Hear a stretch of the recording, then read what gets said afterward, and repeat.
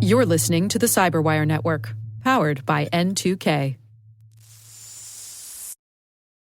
How many discounts does USAA Auto Insurance offer? Too many to say here. Multi-vehicle discount, safe driver discount, new vehicle discount, storage discount, legacy. How many discounts will you stack up? Tap the banner or visit usaa.com/auto discounts. Restrictions apply.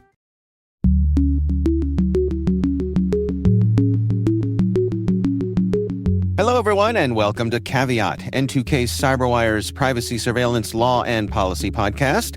I'm Dave Bittner, and joining me is my co-host Ben Yellen from the University of Maryland Center for Cyber Health and Hazard Strategies. Hey there, Ben. Hello, Dave. On today's show, Ben has a follow-up story on the Anthropic Pentagon dust-up. I've got the latest on the new national cyber strategy from the White House. And later in the show, my conversation with Jean-Paul Bourgeot, CTO for Federal for GuidePoint Security. We're talking about some Biden-era orders from the OMB that have been rescinded. This has to do with SBOMs, a software bill of materials. Stick around for that. While this show covers legal topics and Ben is a lawyer, the views expressed do not constitute legal advice.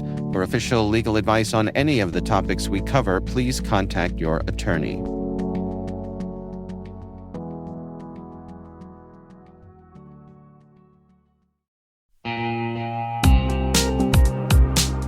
When cyber threats strike, minutes matter.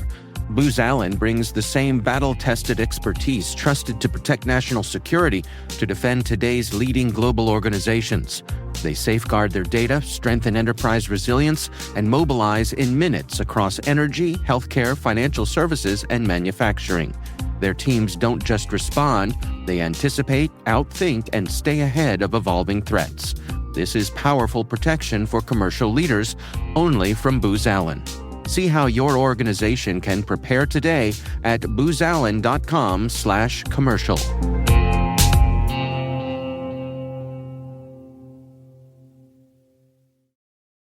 All right, Ben, let's jump into our stories here. You want to lead things off for us? Sure. So we missed you last week, Dave. I missed you too. But Ethan and I tried to hold it together. I think we did a decent job of it. And we talked about Anthropic losing its contract with the Pentagon and being put on this naughty list of being a supply chain risk. Yeah. And we also talked about how the new contract has gone to OpenAI. So I wanted to do a follow-up to that story and talk about a lawsuit that was filed this week by Anthropic in federal court in California.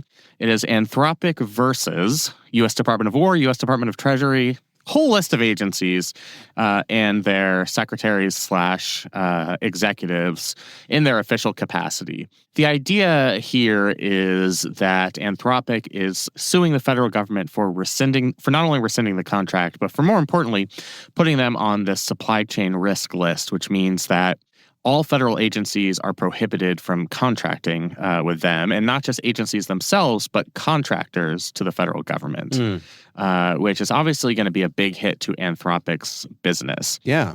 So there are a couple of claims here. The first and less interesting one is that this violates the Administrative Procedure Act. And we've talked about this, but you can't promulgate any type of regulation that's arbitrary and capricious. And the central allegation here is that this doesn't have to do with any sort of safety concern. It's really just retaliation for Anthropic's comments on security and safety and their refusal to do the Pentagon's bidding when it comes to autonomous weapons systems and mass surveillance. Right. You know, it's kind of a gray area for me on that one, frankly, just because the Pentagon has requested that they do something. You can agree with what they want to do or not, but Anthropic's refusal to do that thing also might imply some type of breach of contractual obligation. So I understand that. I think extending that to then putting them on this "you are a threat to the supply chain" naughty list is, I think, what's retaliatory here. And speaking of that retaliation, there is a First Amendment claim. The First Amendment claim is that Anthropic is being punished for its speech. And by speech, they mean a bunch of things. They mean public comments from the CEO, discussions from Anthropic executives about the importance of privacy and ethical boundaries, and then the very public decision by Anthropic to try to put guardrails on the use of autonomous weapon systems and mass surveillance. And the allegation here is that this is a potential federal contractor being summarily punished, not just for speech, but for speech based on its viewpoint. So if you have a content-neutral restriction on speech, that's going to be viewed with intermediate scrutiny. Those sometimes survive. Going one step above that is a content-based restriction on speech. So that's prohibiting speech because of its content. So you can't talk about X subject. And that's usually not kosher. The Supreme Court will apply strict scrutiny to that. Even more extreme than that is viewpoint discrimination. You're going to be punished for taking a particular side on a topic of public interest. And that's what Anthropic is arguing here, that this is viewpoint discrimination. That is considered through the process of strict scrutiny, that we're discriminating against this company not because of anything that it did, but because of its actions, but because of its viewpoint. And the viewpoint here being they are conscious about privacy and security and the ethics of using their algorithms to do these very, very serious things. So if you look at it under a strict scrutiny framework, and I think this is what Anthropic is going to try and argue, the government might have a compelling interest. National security is a compelling interest. So the government is almost certainly going to argue that. But then the second part of the test there is, are the means narrowly tailored to achieving that interest? And here, the means are certainly not narrowly tailored. There are a bunch of things the government could have done to solve the potential national security issue besides putting Anthropic on this supply chain risk list. Right. So they could have just terminated the Pentagon contract and left it at that. They could have worked with Anthropic for some type of equitable solution that would have satisfied all of the parties. Instead, they are forbidding Anthropic from contracting with any federal agency or federal contractor. So this is certainly something that's not narrowly tailored. Yeah. All of that is to say, I would not be surprised at all to see a preliminary injunction here. So if I had to prognosticate, I think Anthropic, at least on first impression, has a very good chance of winning this case. And so what would that preliminary injunction mean? So that's a really, really great question, because the natural remedy would be restore the contract it had with the Pentagon. But that's really, really difficult as a remedy. It could reverse the executive order coming from the administration prohibiting Anthropic from contracting with agencies or contractors. And I think it might do that. How implementable that is certainly within question. For agencies and contractors who had existing agreements with Anthropic, it might be easier. You could just put on pause the transition process that's already in place to get these agencies away from Anthropic services. But if there are companies who have newer agreements or are in the process of forming agreements, the looming threat of future litigation or future executive decisions might put a chilling effect on some rich company in Northern Virginia trying to purchase an Anthropic product and use it in their system. Right. When there are other options available.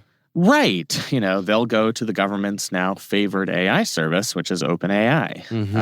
And they know that they'll be on much firmer ground. So the remedy... We weren't supposed to be picking winners and losers, Ben. Oh, we pick winners and losers. Yeah. That only applies to solar energy. That doesn't apply to... Oh, I see. Yeah. AI-generated autonomous weapons that might kill us all. So what if, for example, the FDA... was using I'm just total hypothetical here. What if the FDA was using Anthropic to help craft nutritious lunch programs for kids, right? Would probably be better than whatever RFK Jr. is coming up with. But so this bans them from doing that, or something that has nothing to do with the military or anything, just a potential use case for their tools. And now, because they got in this little dust-up with the military, it precludes them from anything like that. That's exactly right. And I think that's why this lawsuit has a good chance of succeeding. Under strict scrutiny, when you have that second part of the test, that the means have to be narrowly tailored, prohibiting Anthropic from doing like a banal task for some obscure federal agency, like let's have Claude synthesize all of the federal regulations on X topic so that some worker in the Department of Treasury can write a report.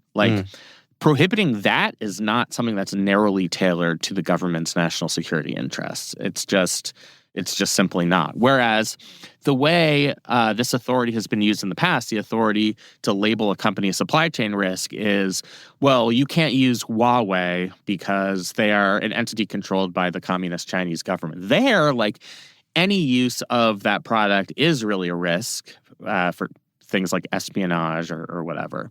But that's just clearly not the case here. And we know it's not the case because of the evidentiary record. So this is the other point of emphasis in the lawsuit. The Trump administration, and this is just very typical of them, if they had just kept their mouths shut and just said, we're doing this because of national security, they probably have a better chance of winning this case. Right. That's not what happened. Trump went on Truth Social and was like, they're too woke. We don't like them. Yeah. Yeah. It's when you start to go far afield from the national security interests, courts can read into that as well and say, all of this is pretextual. All of this is just an excuse for you to punish this company for not doing your bidding. Mm-hmm. And I think courts are going to read right through that. Yeah. So could we see a potential outcome here where the military is still within its right to say, yeah, we don't choose this company to do these particular things, but we can't restrict the entire breadth of the government from doing business with them? I think that's a very likely outcome. I think it's perfectly reasonable for the Pentagon to say, we tried to work with you. We want you to fulfill this mission.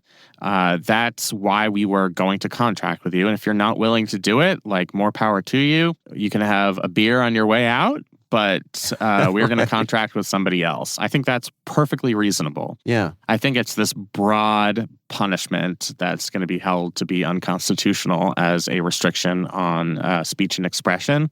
And so I think a very predictable equilibrium here is contractors will still be able to use Anthropic, and it's just the military will continue with this, or the Pentagon will continue with this new contract that they came up with OpenAI. And I think that's probably the path of least resistance here. Now, who knows what Anthropic is going to do? They might say, screw all of you guys.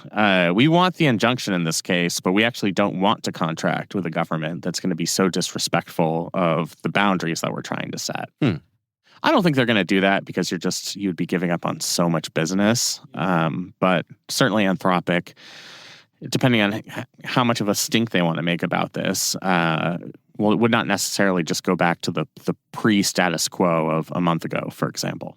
And that injunction could be speedy?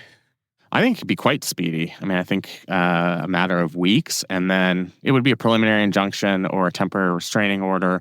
And then the federal court and district in Northern California would hear a full case on the merits.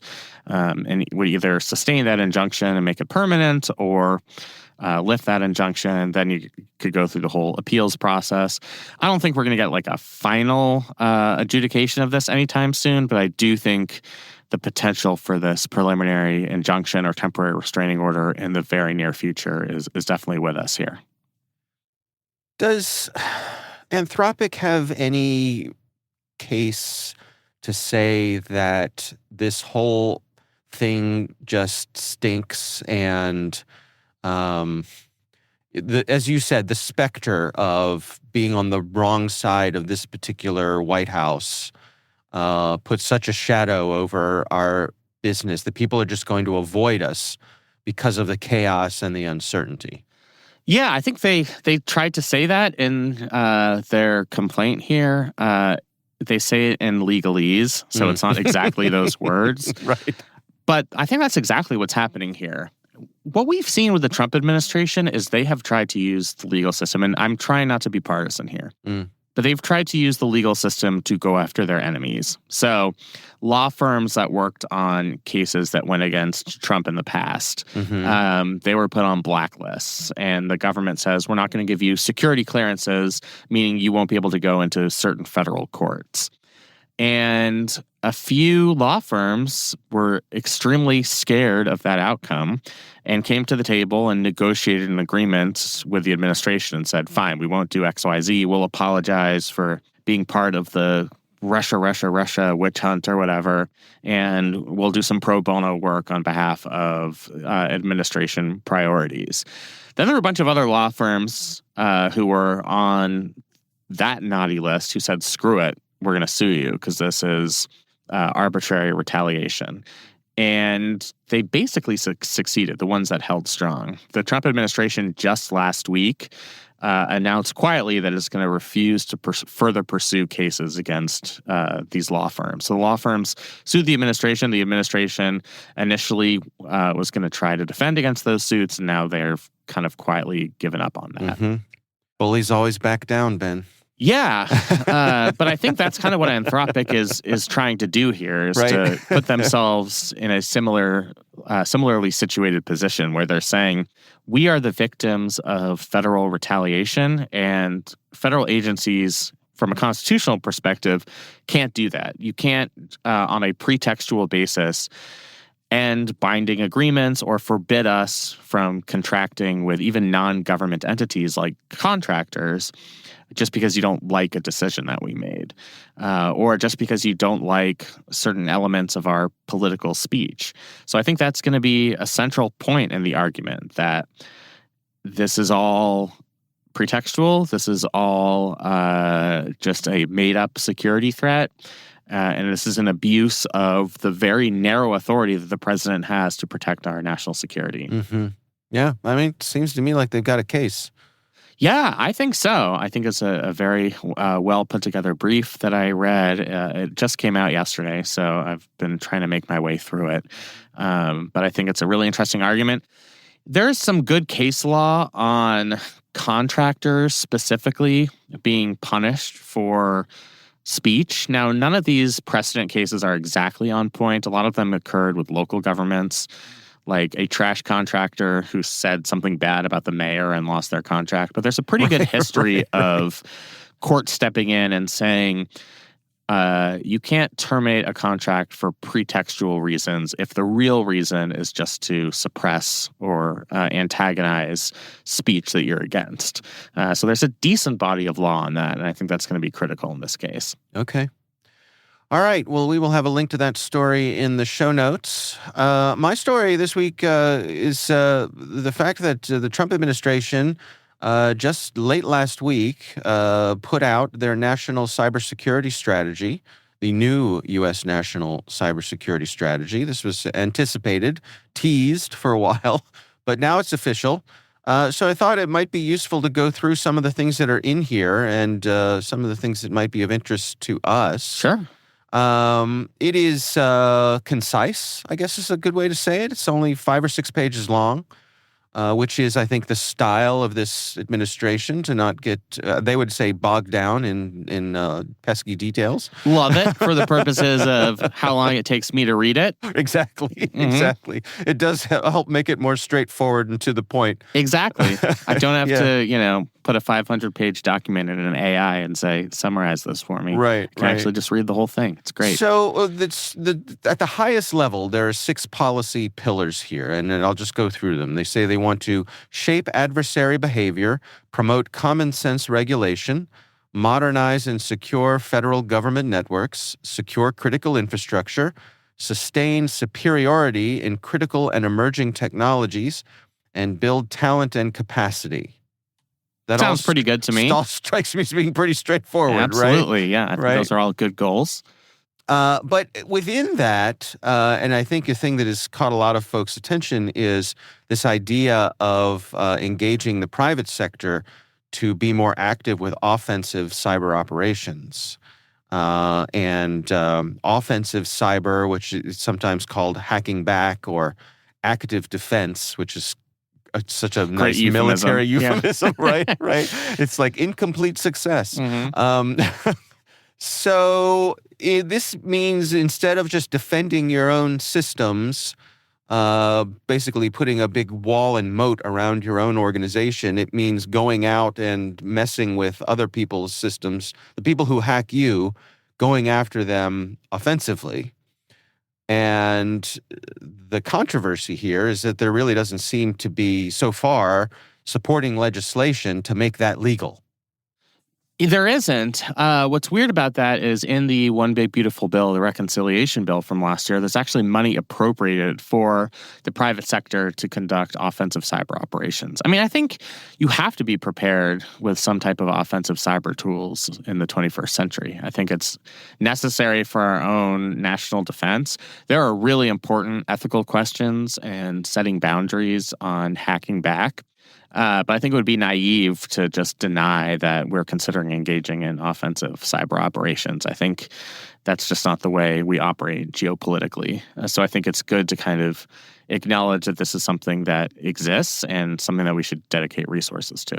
Yeah, this article points out that there are laws that prohibit these sort of actions. There's the Computer Fraud and Abuse Act, which is the big federal anti-hacking statute. There are some state laws from like New York, California, Virginia, computer crime laws there. And then there's some foreign hacking laws in other countries, like the UK, Germany, and China. The Computer Fraud and Abuse Act prohibits accessing computers without authorization or transmitting code that causes damage to protected systems. So it seems to me like if something like this were to be encouraged, there's going to have to be changes to the Computer Fraud and Abuse Act, yes? Yeah, either that or some type of federal regulation that specifies exceptions to the CFAA for these type of offensive cyber operations, or at the very least, some sort of liability shield for private companies if they are contracted to conduct offensive cyber operations. It is weird that they're creating an incentive structure for companies to identify and obstruct or disrupt adversary networks without explicitly making it legal for them to do so. Yeah. But I think they could potentially do that just through federal regulation.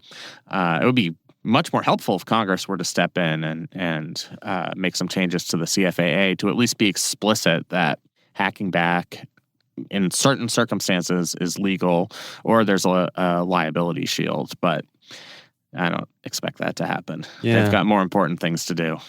Yeah, and I'm leaning on some coverage here from the folks over at Lawfare who did some digging into this. And they provided a list of business and operational risks for companies who go on the offensive. Obviously, there's reputational damage if they accidentally harm an innocent party. There's a friendly fire, right? There's investor concerns, potential impact to the stock. Questions about disclosure obligations for public companies. How much do you have to share? Right. They could lose their cyber insurance coverage. And then, of course, just relationships with their customers or partners if they're not in agreement with this sort of thing. Because I really do think it stretches the boundaries of norms, I guess, is a good way to say it. Yeah, I think so. And just given everything you just said there, like I would be very hesitant to be involved in any type of national effort if I were a private company. There are a lot of risks out there. So you need some type of regulatory clarity before you assume those risks. Because the easy thing for you to do is just say, I don't want to be involved in this at all. Like, I don't want to risk my reputation. I don't want to risk my status as a public company. I don't want to have to disclose this and then all my customers get angry. So I think there's this kind of mismatch between the incentives being offered here and the level of risk inherent to these companies that are being incentivized. Yeah. I mean, I think it's fair to say that this cybersecurity strategy is an aspirational document, which these things usually are. Totally. Yeah. This isn't, I mean, cybersecurity strategies are not supposed to be bullet by bullet everything we're going to do on cybersecurity as some type of official administration policy or even like a legislative agenda. It's intended to be high level. These are what our general goals are. And I think in that sense, it's appropriate.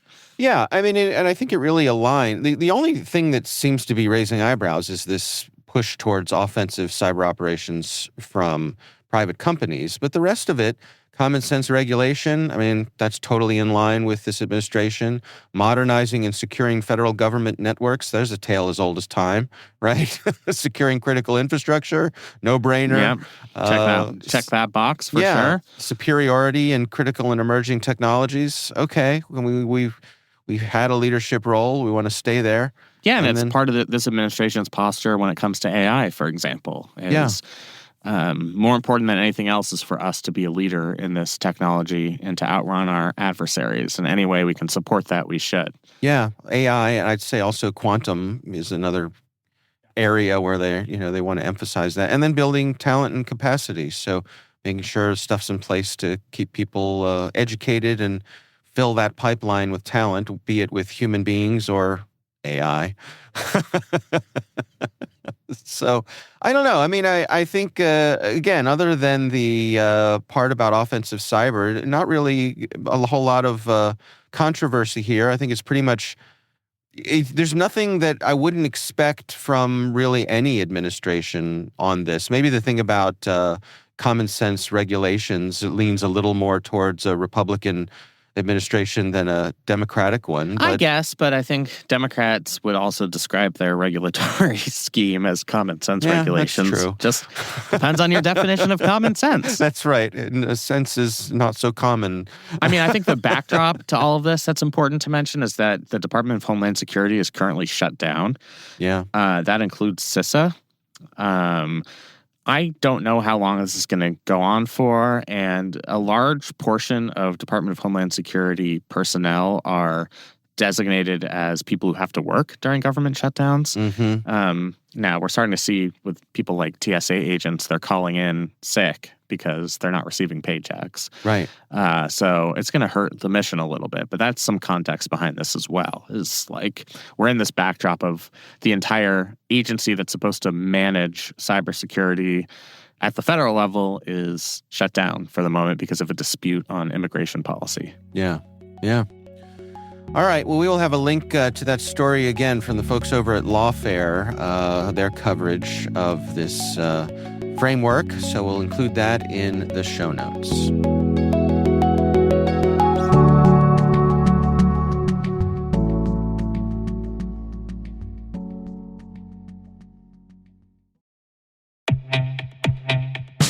AI is changing how enterprises operate and how they stay protected.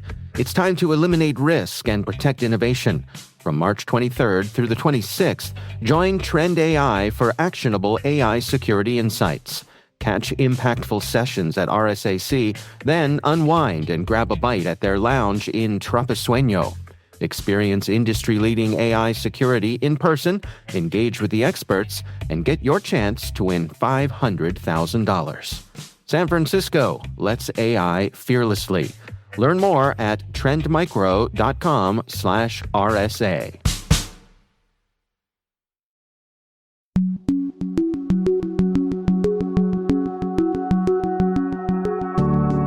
Ben, I recently had the pleasure of speaking with Jean-Paul Bergeau. He is the Chief Technology Officer for the Federal Division of GuidePoint Security.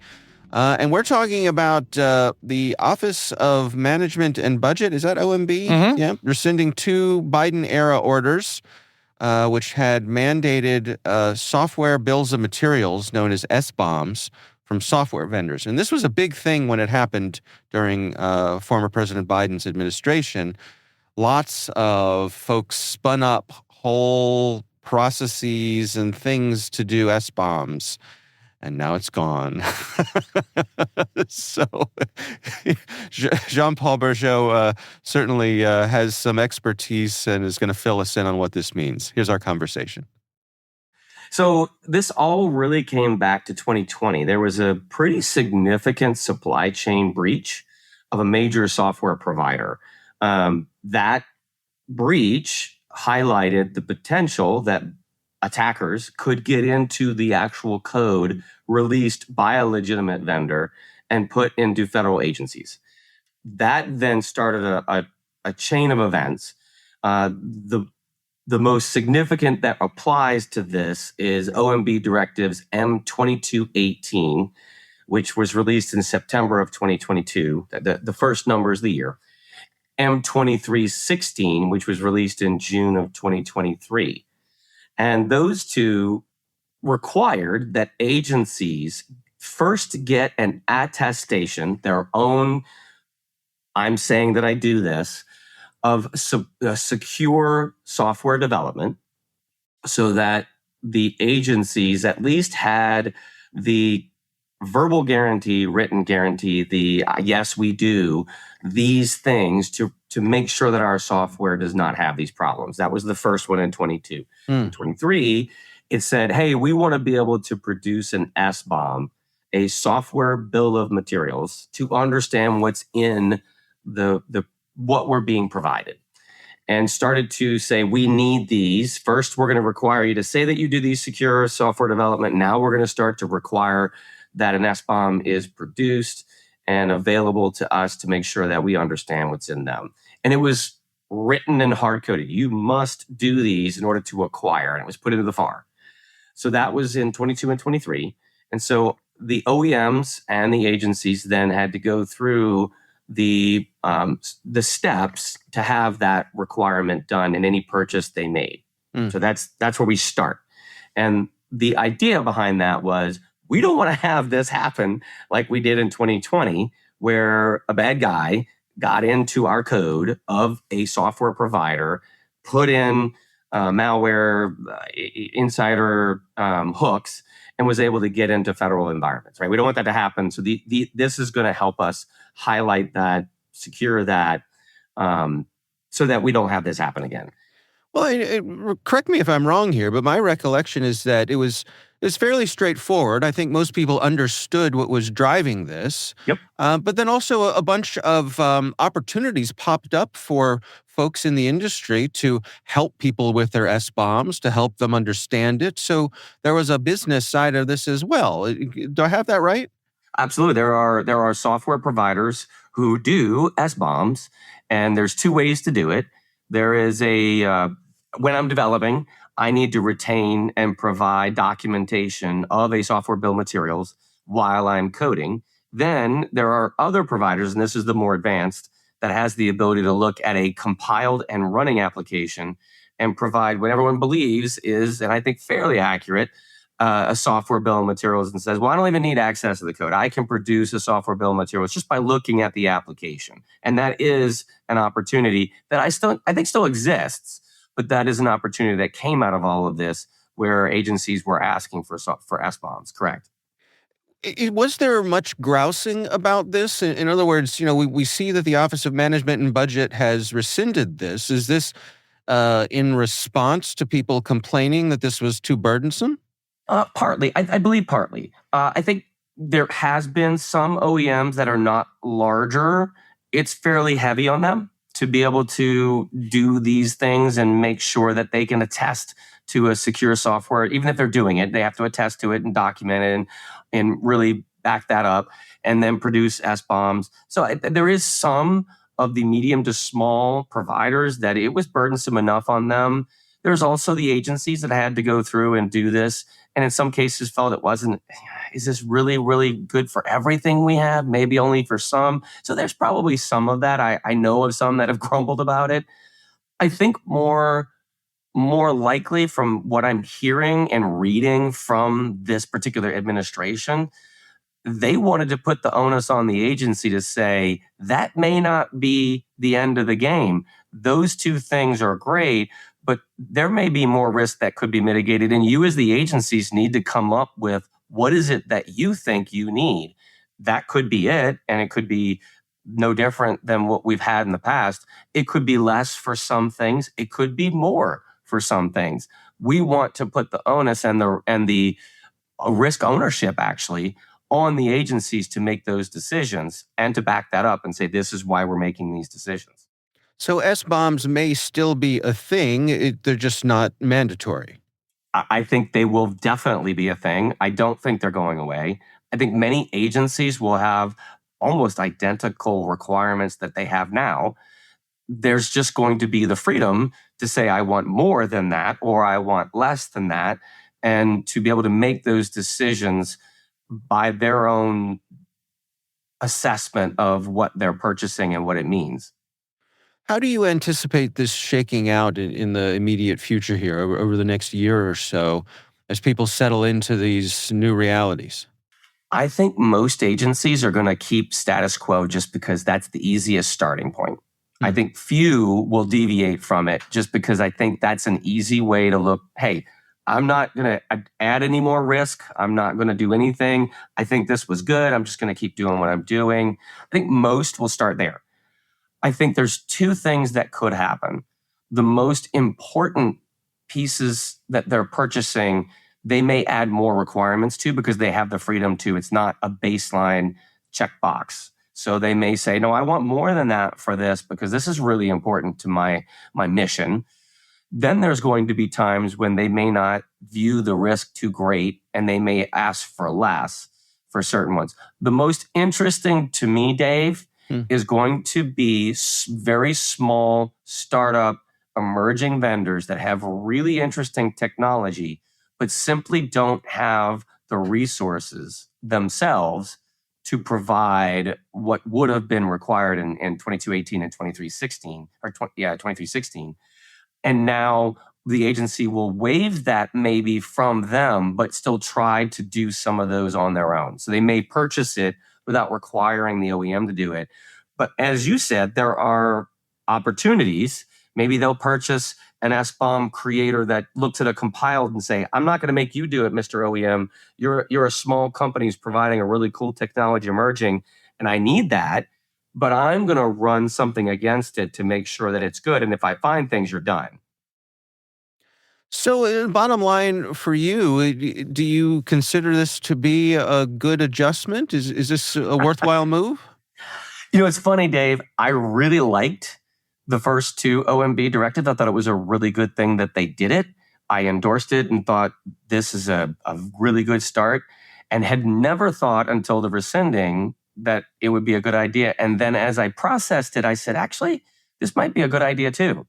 Because we started with a requirement, we made a big deal out of it. It raised the visibility. It gave us a starting point. But now we're telling the agencies, okay, agency, own this.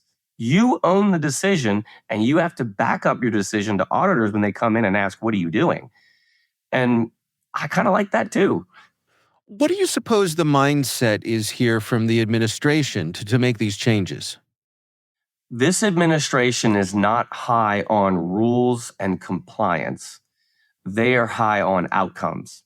They want outcomes. And one of the thought processes in this is by focusing on risk-based security versus compliance, they're looking for outcomes from the agency and shifting the risk from the administration to the agency to make those decisions for those outcomes.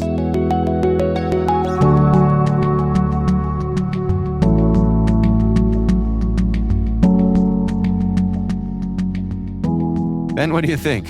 It's really interesting. I mean, now that these requests are optional, like what do private sector or what do agencies do, rather? Yeah.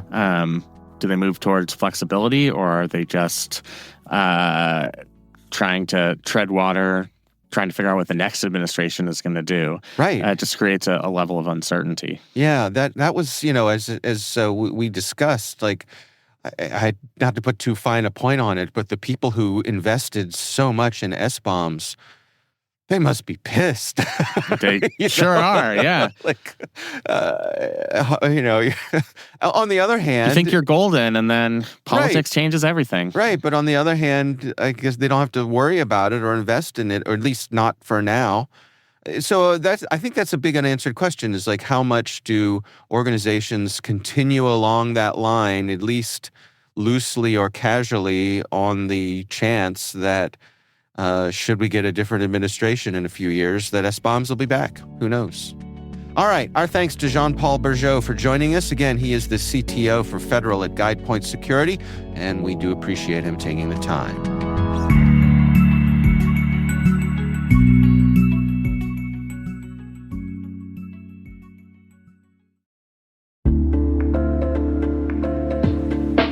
If you're defending a network today, there's a simple question worth asking. What does the attacker see when they look at your organization? Nord Stellar helps answer that. Nordstellar is a threat exposure management platform that gives security teams visibility into external risks, including leaked credentials, active session tokens, impersonation attempts, and exposed assets across the surface web and the dark web. It's built to help organizations detect the consequences of breaches early, before attackers turn access into action. From monitoring for info-stealer malware logs to identifying cybersquatting and brand abuse, Nordstellar helps teams focus on the threats that actually matter. Executives get clear, actionable insights tied to business risk. Security teams get real-time alerts and one of the largest deep and dark web intelligence pools in the industry. Cybercriminals may already be looking for your weak spots. Don't make it easy for them. Be the one that's prepared. Defend your business with Nordstellar. Use the code CyberWire10 to unlock your exclusive discount. Go to nordstellar.com/cyberwiredaily and learn more.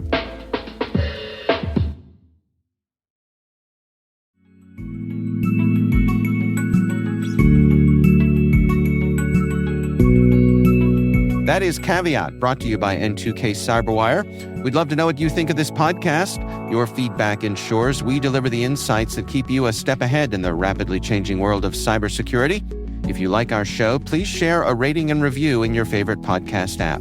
Please also fill out the survey in the show notes or send an email to caveat@n2k.com.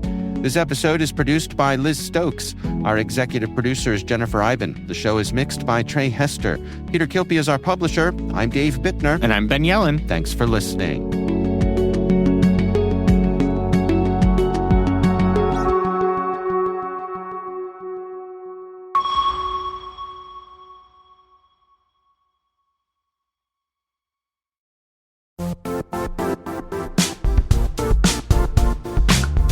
If you only attend one cybersecurity conference this year, make it RSAC 2026.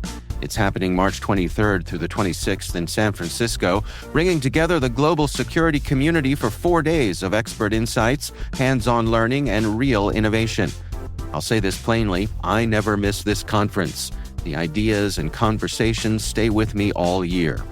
Join thousands of practitioners and leaders tackling today's toughest challenges and shaping what comes next. Register today at rsaconference.com/cyberwire26. I'll see you in San Francisco.